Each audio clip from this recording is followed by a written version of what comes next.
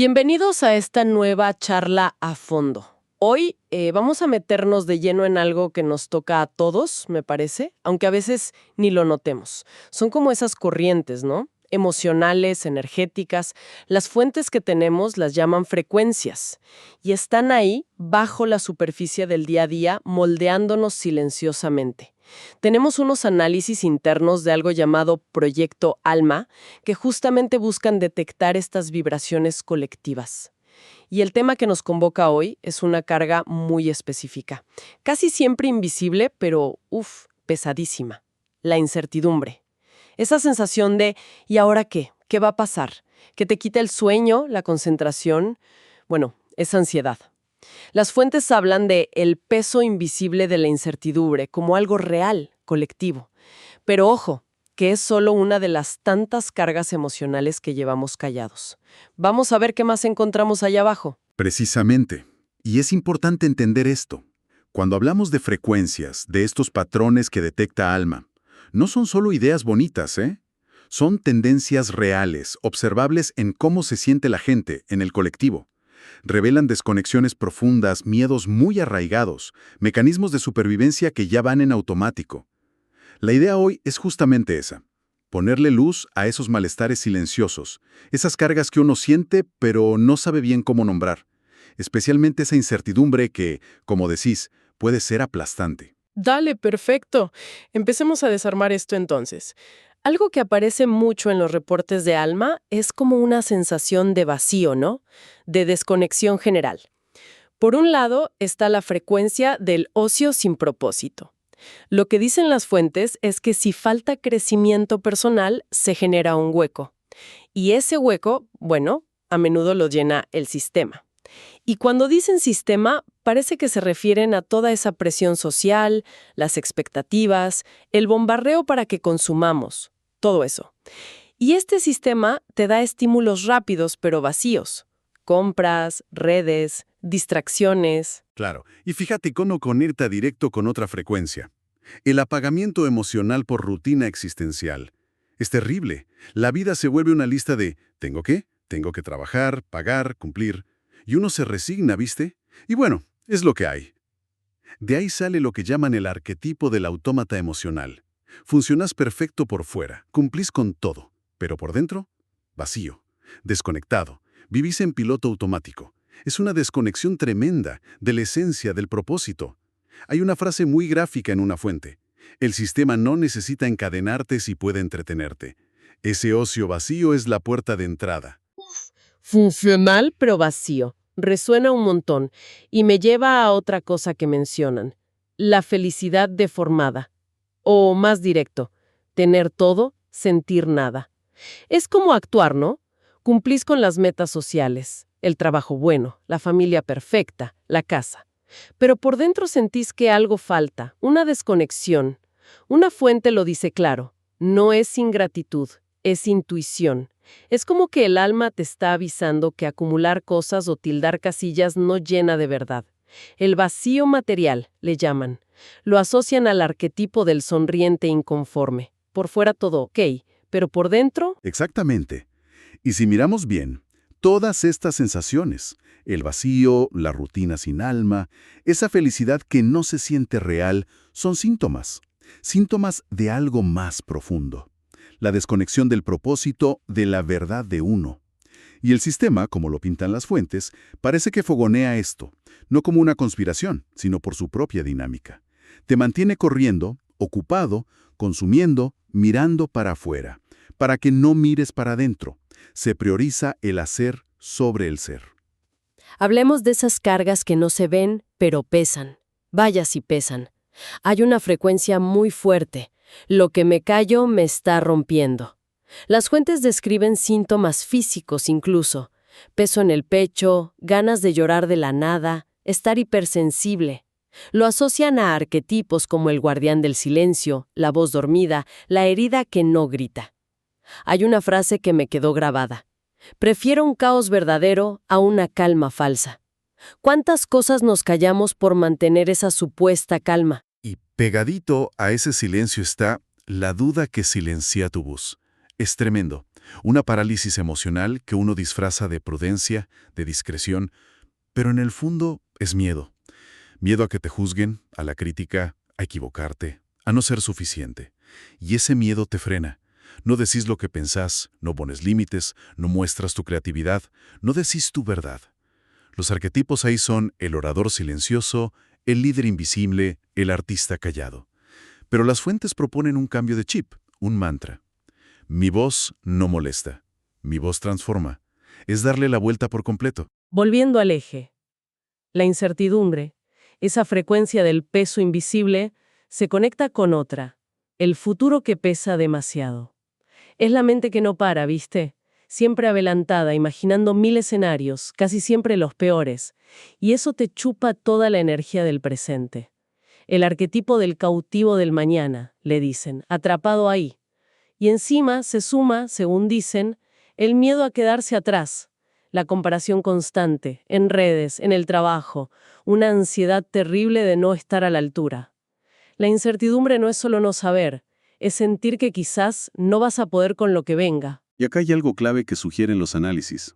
Estos silencios, estas dudas, esta angustia por lo incierto, no son fallos personales, son frecuencias colectivas, patrones que compartimos y que reflejan miedos humanos básicos, al rechazo, al error, a no ser suficiente, a lo desconocido.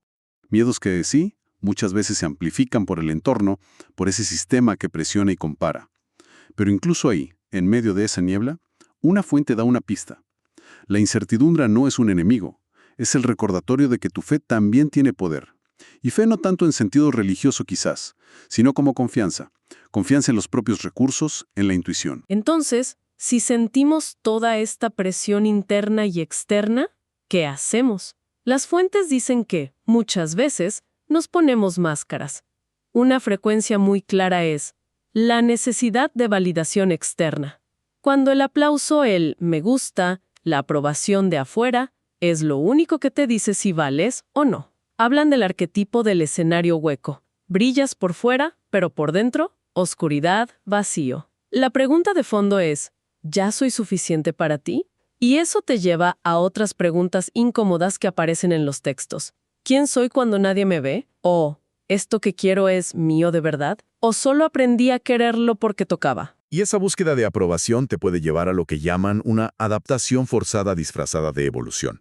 O sea, cambias para encajar, para que te acepten, para no hacer ruido, pero no porque nazca de vos, de un crecimiento real. El riesgo es perder tu forma original, ¿viste? Convertirte en el arquetipo del camaleón roto. Cambiaste tanto para gustar que ya ni sabes quién sos o qué querés. Hay una cita tremenda. Si me pierdo en lo que esperan de mí, no podré encontrar lo que vine a hacer. Qué fuerte lo del camaleón roto. Y otra máscara u otra forma de funcionar que nos desconecta es el control excesivo. Hablan de la desconexión emocional por exceso de autosupervisión. Es como la parálisis por análisis, pero aplicada a uno mismo, a las emociones. Te estás juzgando, criticando, corrigiendo todo el tiempo. Vivís en modo editarte en vez de sentirte. Me resuenan mucho estas frases. No están viviendo, están editando su experiencia humana en tiempo real. Y la clave para salir de ahí, dicen, es simple pero profunda. La emoción no se corrige, se siente. Y es acá donde el papel que le dan al sistema se ve más claro en los análisis. Pareciera que fomenta estas máscaras, esta desconexión, porque le sirve. Describen el ciclo del sistema, deudas, rutina y distracción. Es como un laberinto, ¿viste? Diseñado para mantener a la gente ocupada, preocupada por la plata, distraído con pavadas, para que no cuestione nada, para que no busque su verdad. Hay una cita muy fuerte.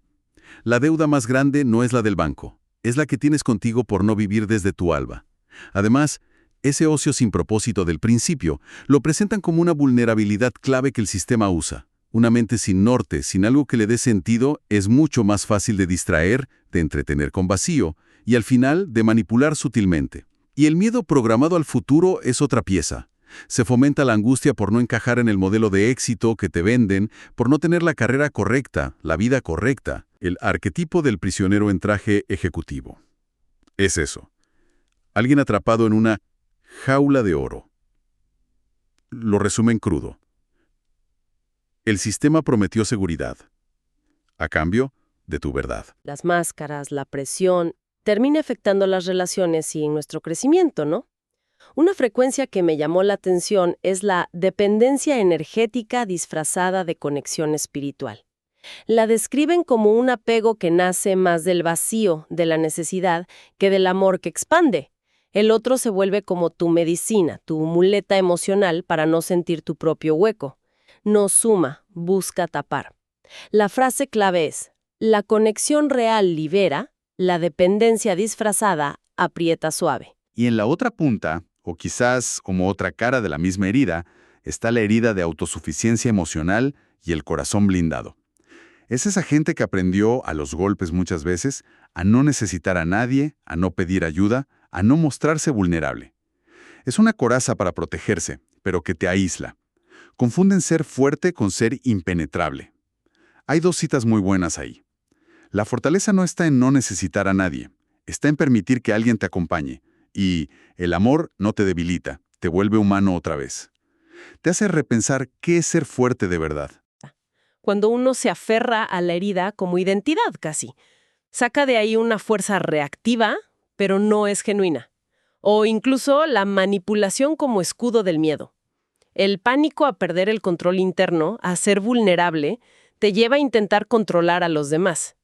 Aunque una mirada interesante que aportan es que a veces detrás de eso es solo un corazón que no sabe pedir ayuda. Si miramos las barreras concretas para crecer que detectan estos análisis, está la decisión emocional bloqueada por miedo mental. Es cuando el miedo, disfrazado de lógica, de prudencia excesiva, toma el mando. Medís las oportunidades no por lo que puedes ganar, sino por cuánto dolor o riesgo podés evitar. Pensás demasiado, sentís poco. Como dice una fuente, cambia lo que sienten y cambiarás lo que hacen. El bloqueo es más emocional que racional, aunque use argumentos lógicos. Y no solo nos bloqueamos nosotros. Hablan del sabotaje colectivo hacia el que se atreve. Esa resistencia sutil o no tanto del entorno. Familia, amigos, colegas, cuando alguien intenta salirse del molde. Crecer, brillar. Te bajan, te critican, te meten miedo, y eso puede generar en quien avanza una culpa por avanzar cuando los demás siguen estancados. Sentís que traicionas a los tuyos. Pero una fuente responde claro: tu vuelo no es traición, es dirección. Incluso a veces detectan una interferencia emocional por placer de control. Alguien con el ego herido que frena a otros solo para sentirse en control. Es fuerte. Tampoco podemos olvidar la barrera de la sobrecarga operativa disfrazada de eficiencia. Es el patrón del arquetipo del Atlas rígido, la persona que cree que tiene que cargar con todo, que no sabe delegar, que no puede parar, porque confunde estar siempre ocupado con ser productivo o valioso. La cita ahí te hace pensar: no es eficiente quien nunca se detiene, sino quien sabe cuándo es hora de detenerse. Y por último, identifican un bloqueo muy sutil: el autoboicot espiritual disfrazado de humildad. Es cuando uno rechaza su propio brillo, sus talentos, por una falsa humildad o por miedo a destacar, a que lo juzguen o lo abandonen si brilla mucho. Se olvidan, como dice una fuente, que tu brillo no es arrogancia, es permiso sagrado para que otros se enciendan. Bueno, hemos pasado por zonas bastante densas, explorando estas cargas, estas frecuencias que nos frenan. Pero los materiales no se quedan solo en el diagnóstico. También muestran caminos de salida, de reconexión. Se detecta, por ejemplo, una búsqueda silenciosa de un anclaje. Parece que hay una intuición colectiva de que falta algo más hondo, más auténtico.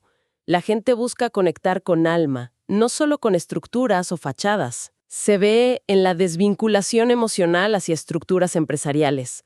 Ya no alcanza con tener un trabajo. Se busca resonar con el propósito de lo que uno hace. Y en esa búsqueda, la autenticidad aparece como una fuerza clave, transformadora. Hablan de el poder de la autenticidad en el liderazgo.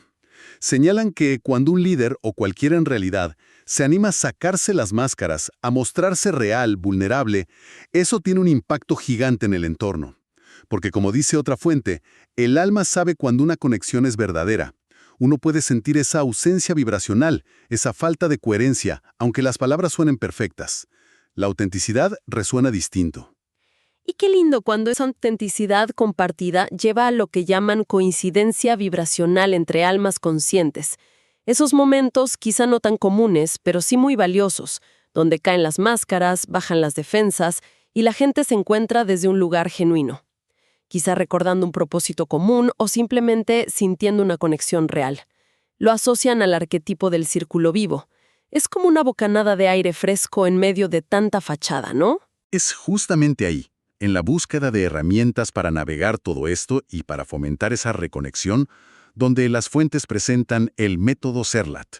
Lo muestran como un camino, una metodología para reescribir la realidad desde adentro. El enfoque es interesante. No busca darte nuevas creencias, sino ayudarte a soltar las que ya te limitan, las que te tienen atrapado. Trabaja, dicen, con la raíz energética y simbólica de nuestros patrones. La idea es dejar de ser efecto de las circunstancias y pasar a ser causa consciente de tu experiencia. Suena potente. ¿Y cómo propone hacerlo? Los materiales hablan de 4 etapas principales en este método Serlat. A ver si entendí bien. 1. Desprogramación.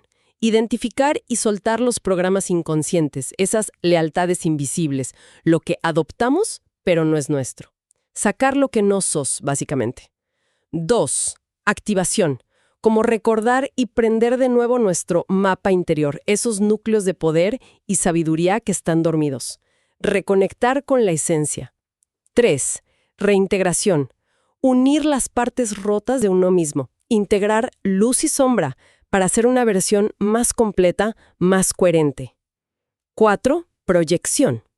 Y finalmente, aprender a crear, a manifestar tu realidad desde tu símbolo auténtico, desde tu verdad recuperada, y no desde el miedo o la carencia. Exacto.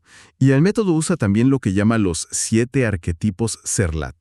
Pero ojo, no son como los descriptivos que mencionamos antes. El autómata, el camaleón, estos se presentan más como fuerzas simbólicas o herramientas vivas que podemos usar para navegar la vida con más conciencia. Menciona al portador del símbolo, tejedor de realidades, guardián del umbral, voz del fuego, semilla del eco, rompedor de vínculos falsos y llama espejo. Y acá, conectando con el tema de hoy, es relevante el arquetipo número 3, el navegante del abismo mental. Este arquetipo, según Serlat, te enseña justamente eso, a moverte en la incertidumbre, en lo desconocido, sin que te hundas en el caos emocional. Es aprender a navegar la niebla, digamos. Navegar la niebla, justo eso. Y parece que el método da herramientas prácticas, ¿no? Mencionan una matriz de decisión Serlat. ¿Cómo es eso? Es como una grilla, ¿verdad? Para analizar áreas clave de la vida, trabajo, relaciones, proyectos, haciéndote preguntas muy directas. Por ejemplo, ante una situación o decisión, ¿esto me da energía o me la quita? ¿Da resultados concretos o son solo promesas? ¿Qué toca hacer? Mantener, pausar o transformar. Soltar. Y una clave. ¿Qué versión de mí, la herida, la auténtica, la miedosa, está sosteniendo esto o decidiendo? De hecho, las fuentes ponen un ejemplo de cómo usar la matriz que viene muy bien para esto de la incertidumbre, para ver si la duda es sabiduría o es parálisis por miedo. A ver, situación. Pensando en cambiarse de trabajo. Pregunta. ¿Miedo o intuición bloqueada? Respuesta ejemplo, miedo a fallar. Pregunta, ¿frena o aclara? Respuesta, me paraliza. Pregunta, ¿actúo, espero o suelto? Respuesta, exploro opciones, pero con límites. No me tiro sin red. Pregunta, ¿qué parte de mí habla? Respuesta, la que busca aprobación de afuera. Situación, duda sobre empezar una relación. Pregunta, ¿miedo o intuición? Respuesta, intuición confundida con trauma viejo. Pregunta, ¿frena o aclara? Respuesta, me hace dudar, no avanzo. Pregunta, ¿actúo, espero o suelto? Respuesta, necesito sanar heridas antes de decidir. Pregunta, ¿qué parte habla? Respuesta, mi yo herido que teme repetir patrones. Situación, lanzar un proyecto propio. Pregunta, ¿miedo o intuición? Respuesta, miedo al juicio y a fracasar. Pregunta, ¿frena o aclara? Respuesta, me frena la mente, pero las ganas están. Pregunta, ¿actúo, espero o suelto? Respuesta, actúo de a poquito, micropasos, para ganar confianza. Pregunta, ¿qué parte habla? Respuesta, el yo que todavía no se siente merecedor. Esta matriz parece súper útil para aplicar esa frase clave que asocian a Serrelat sobre la incertidumbre. No saber duele, cuando le das más poder a tu miedo que a tu intuición. Te ayuda a desmenuzar la duda. Conciencia a cómo tomamos decisiones, sobre todo cuando todo es incierto. Y este enfoque de reconexión interna que propone Serrelat, según las fuentes, se liga también con la idea de sanar al niño interior. Pero no desde el juicio o la victimización, sino desde reconocerlo, agradecerle e integrarlo. Hay una cita hermosa. El niño que fui es el héroe que me trajo hasta aquí. Es honrar el camino. Y para ir cerrando el círculo, las fuentes dan una mirada interesante sobre las crisis, incluso las económicas. No las ven solo como algo destructivo o mala suerte. Las ven como una especie de desprogramación forzada. Una chance, dolorosa a veces, sí, pero una chance para soltar estructuras viejas que ya no van más y poder reiniciar desde un lugar más auténtico, más alineado. La frase que lo resume es fuerte. Toda crisis es una mentira que esconde un nacimiento. Haciendo un resumen de todo lo que charlamos, queda claro que estamos navegando constantemente en un mar de frecuencias invisibles. Muchas de ellas, como vimos con los análisis de alma, son cargas pesadas. La incertidumbre que paraliza, el vacío, el miedo al que dirán, la culpa, la presión social. El primer paso, y es fundamental, es reconocerlas, ponerles nombre, hacerlas conscientes. Eso ya les quita un montón de poder. Totalmente. Y vimos que no estamos a la deriva sin más. Hay herramientas, como la conciencia que dan estos análisis de frecuencias, o enfoques como el método Serrelat con sus etapas, sus arquetipos, como ese navegante del abismo mental, y su matriz de decisión. Son caminos concretos. No es que vayamos a eliminar la incertidumbre o los problemas de la vida por arte de magia, no. Sino que podemos cambiar nuestra relación con ellos. Pasar de reaccionar en automático, llevados por el miedo, a responder desde un lugar de más conciencia, de elección, de conexión con uno mismo. Se trata, al final, de aprender a navegar ese océano interno. Dejar de sentirnos víctimas de las olas y empezar a desarrollar la habilidad para surfearlas, manteniendo el centro, alineados con nuestro propósito. La meta no es un mar siempre calmo, sino la maestría para navegar la tormenta y la calma desde un lugar auténtico. Y para cerrar, dejamos una reflexión que surge de todo esto. Quizás la incertidumbre más grande que tenemos no es tanto qué va a pasar afuera, en el mundo, sino el desafío, la aventura de descubrir quiénes somos de verdad debajo de todas las capas que nos pusimos. Lo aprendido, lo impuesto, lo temido. Y si la mayor certeza que podemos encontrar no está en adivinar el futuro, sino en conectar profundo con nuestro presente, con nuestro propio ser. Una vez que reconectamos con eso que las fuentes llaman nuestro símbolo original, ahí se las dejamos picando.